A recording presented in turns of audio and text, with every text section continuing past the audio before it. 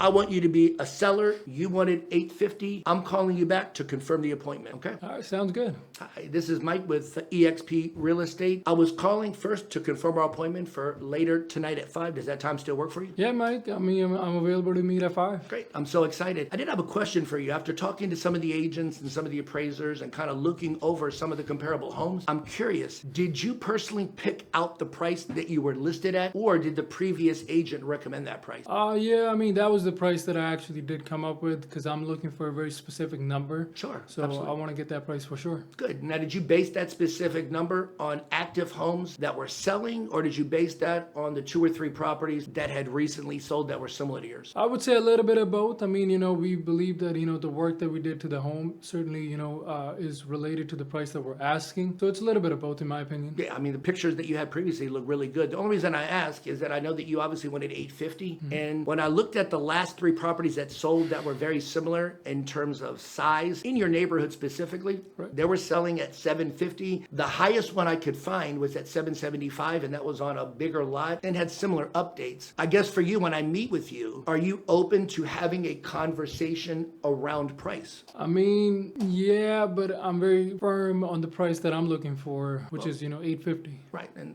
obviously, if I could get you 9, I would, because obviously I want to get you the most amount of money. But I think one of the things that I just want to make sure that you understand, and if the previous agent didn't go over that, I apologize, is that I need you to understand that in the last 5 years, 9 out of 10 houses sold. Right now, 5 out of 10 houses are selling. So what we know right now as an agent is that we need to get twice as many buyers in the property to get an offer. And I want you to think about something. If we put the property too high, do you think it's going to take less time or a lot more time to get the number of buyers we need to get your home sold? I mean, I don't believe that I'm asking for a lot. I mean, what I'm asking is very reasonable. I think it's a very reasonable price that any buyer would pay for a home like mine. Because again, it's a very unique property. I've done a lot of work to it, and I certainly believe that since you're a real estate agent, you might know somebody that can that's willing to purchase my home. Well, I mean, I think there's a lot of people that are willing to do it because obviously it's in one of the best family neighborhoods. It's obviously completely updated. The only challenge you have is that there's other houses in your community actually right around the corner, 0.1 and 0.2 miles. And it's interesting. One of them did start at 850. Yeah. They dropped to 825. They dropped down to 775, and they're the one that sold at 750. That was pretty close. I think your property is a little bit better than that. I think that you have a patio in the back, which certainly I think will give you a little bit more value. And then you had the other one that was a little bit smaller that started at 800, and you can see they dropped down to 775, 750, and they got an offer at 755. So I mean, I guess for you, when we're talking about price later on, I guess, are you open to having a conversation about where we should price it? And the reason I say that is there's some sellers I talk to that no matter what the comps say, they want their price or nothing. And I just wouldn't want to come out and waste your time, because the truth is, if we listed at 850,000 with the last 3 comps selling no more than 775, what are the chances we can get a buyer to buy it? And number 2, how do we even get it to appraise? I mean, I'm not sure. I mean, I'm very firm on the price that I'm asking for. I think, if I don't get the price that I get, the chances of me selling the home isn't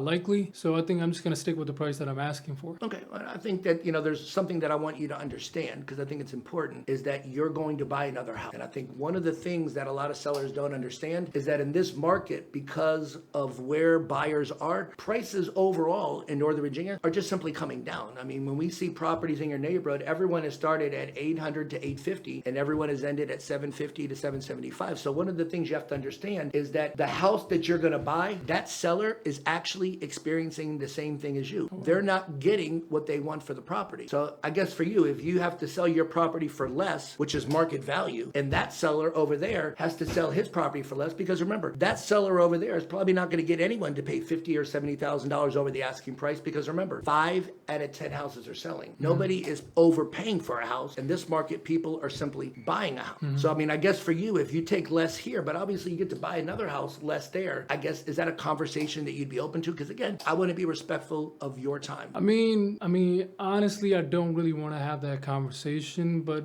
if it's something that can obviously help my position, and obviously if I can get something close to what I'm looking for, I think maybe we can have a conversation, but I certainly don't want to drop down the price a lot. Okay, well, then let me ask you a better question, and let's go the other way. Okay. Let's say that you say, I will not sell for anything less than 850, right? Mike, I'm not going to sell my property anything less than 850. Sure. So here's the thing. If the value of your house now is 750 to 775, which is where houses around you are selling for. I guess in a normal market with prices going up 2 to 3%, how long do you think you'd have to wait to make up the difference? I don't know. Well, let's just say it took 2 or 3 years. Okay. You got the extra 75,000, right? Okay. You're happy. You're excited. The challenge you have is that house that you just wanted to go buy, that also went up 50 to 75,000, because when the value of your house goes up in the marketplace, so does the other house. So if you Right. wait 2 or 3 years and you get your price, but then you overpay for the other house, what did you really gain by waiting? Nothing really. I mean, I just paid more for the next house. Yeah, but I want you to consider something, because again, I'm not kind of those agents that force you or try to pressure you, but if you were able to sell now at a lower price, but you were able to buy the other house at a lower price, when interest rates pull down in September, October, November, and all the buyers flood in the market, instead of having to pay more for the same house you could buy less now, you would actually be able to keep all the equity in the property. So anything that you think you're going to lose, you obviously are going to make up, because here's the thing. If you choose not to sell, you're waiting, correct? Yeah. And if you buy the house here that you want, you also are going to have to wait, correct? Yep. So you're going to wait in either one of those two houses, correct? Sure. The only thing is, if you wait in the other house, any proceeds you make, you have to give away. Whereas if you can buy and wait in the house you want, you actually get to keep all the equity. I guess long term, what is a better investment? Giving any and all proceeds that you make from this point to the time that you sell it, or actually keeping all the proceeds from now to the time that you sell it? I mean, long term speaking, I think it certainly makes sense for me to be in a house where it's going to appreciate. Yeah. And it certainly, makes sense for me to be in a house where I'm going to be living there. Yeah, because I want you to think about something. I mean, do you judge a good market based on prices going up, or are you making money? I mean, certainly me. Yeah, so if you stay in this house and all you do is have to forfeit your equity because you're going to have to overpay for the next house, you actually aren't making anything by staying, are you? No, not really. Great. So I'm excited about the opportunity of coming out tonight at 5 and showing you exactly how we're going to sell your property, but more importantly, how we're going to get you into the next house. Fair enough? Fair enough. And that's how it's done. I mean, those are the kind of conversations that you have to master in this market if you're going to be successful.